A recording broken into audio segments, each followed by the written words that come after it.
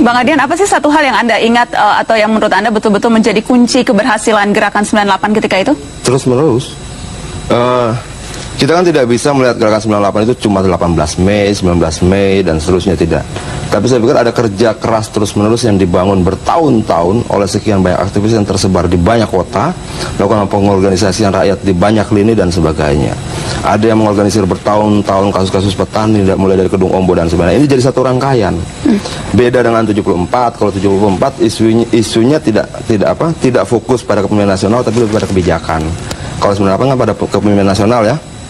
Memang persoalannya kemudian adalah banyak aktivis 98 yang tidak berproses dalam kurun waktu itu.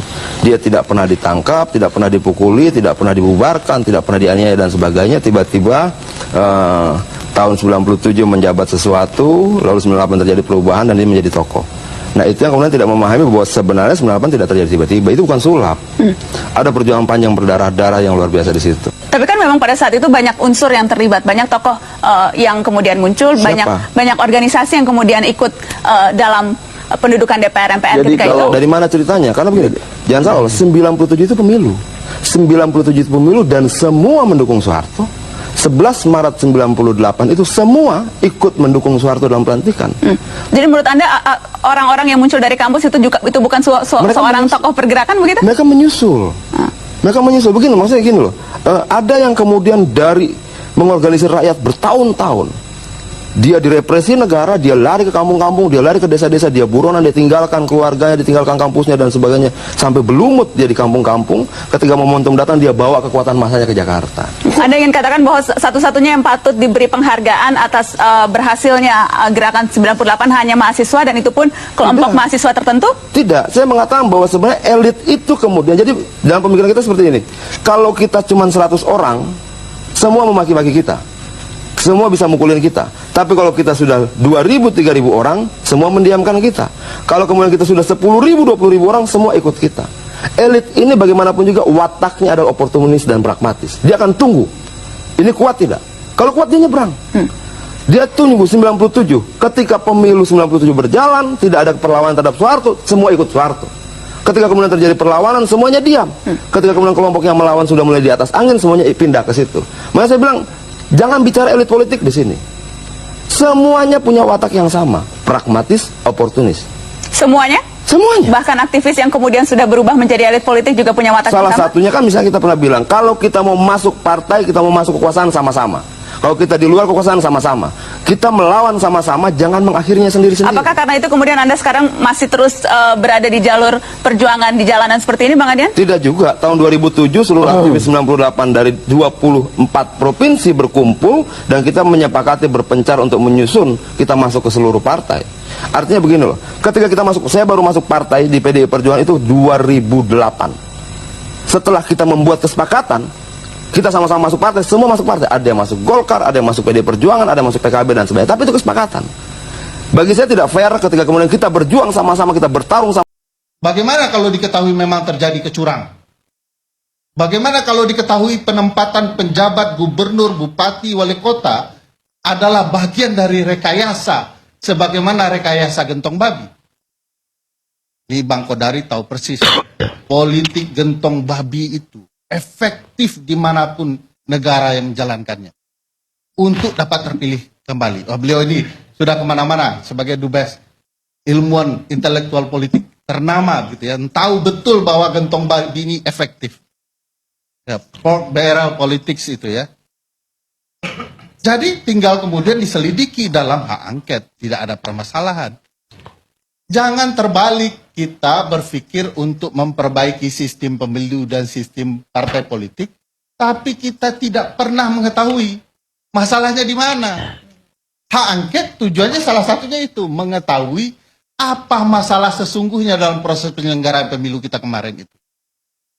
Kenapa tiba-tiba ada proses yang sedemikian rupa dipertanyakan oleh publik? Ini semua video soal kecurangan, semua video soal penyimpangan perlu dipertanyakan. Jangankan soal itu. Di Bang Kodari baru lihat kayaknya videonya di X gitu ya, dan Instagram. Oke, halo teman-teman, kembali lagi bersama saya di channel ini. Salam NKRI harga mati. teman-teman, dalam video ini kita telah mendengarkan sebuah edukasi yang disampaikan oleh Bung Adi Anapitupulu. Tentunya hal-hal seperti ini menjadi sebuah pemahaman bagi kita dalam menilai perjalanan politik yang ada saat-saat ini. Ya, tanpa kita ketahui bahwa negara kita sedang tidak baik-baik saja sebenarnya. Ada banyak dinamika-dinamika yang terjadi di dalamnya. Tentunya kita sebagai masyarakat Indonesia harus mengambil bagian untuk mewujudkan mimpi negara ini. Hidup ini berharga, tertinggi karena konsistensi dalam bersikap. Bang Adian satu-satunya yang punya konsistensi sehingga bernilai tinggi karena beridentitas. Salam hormat Bang Adian, maju terus menyuarakan ketidakadilan.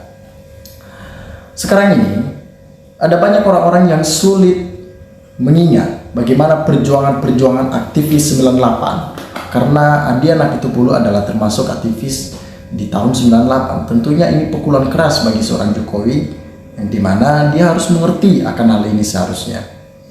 Jadi karena dia belum mengerti bagaimana pengorbanan dan perjuangan yang mereka lakukan para aktivis di kala itu, makanya Jokowi dengan sewenang-wenangnya mengobok-obok negara ini, menghancurkan dengan segala cawe-cawenya dan intervensi yang dilakukan. Bung Adian adalah sosok politikus ulung dan langkah berani konsisten membela yang benar, bukan omong kosong seperti politikus yang lain. Memang saya mengalami di tahun 98, ratusan rakyat nggak bersalah jadi korban. Ingat cerita di Mall Karawaci, Cimone dan mall di sekitar dibakar, dijarah karyawan dan penduduk yang lagi belanja terbakar hidup-hidup. Ya, apalagi di Jakarta lebih parah lagi.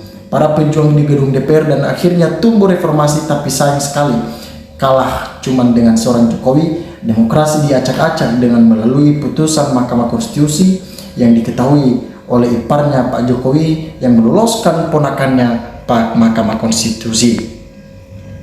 Wahai generasi muda, kalian perbanyak literatur perjalanan bangsa agar paham apa yang terjadi pada berpolitik sekarang, arahnya kemana dan apa yang sebenarnya yang terjadi.